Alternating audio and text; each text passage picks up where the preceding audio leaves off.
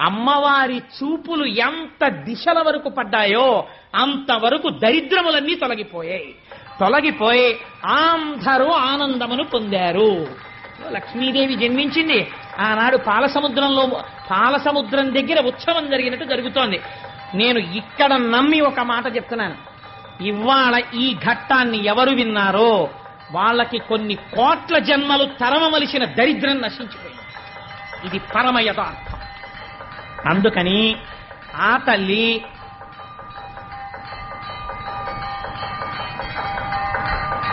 ఒక్కసారి మీ అందరూ కూడా మానసికంగా అదిగో అక్కడ ఆ నీరాజనాన్ని తీసుకోండి, ఒక్కసారి అది కళ్ళకద్దుకుని నమస్కారం చేసుకోండి. స్వామి త్రిమూర్త్యాత్మకమై దత్తాత్రేయుడై ఉన్నాడు. చక్కటి జేగంటలు మోగే ఈ దేవాలయంలోను అటువంటి పరమ పవిత్రమైనటువంటి లక్ష్మీదేవి యొక్క ఆవిర్భావము జరిగింది. ఇంకా దేవేంద్రుడికి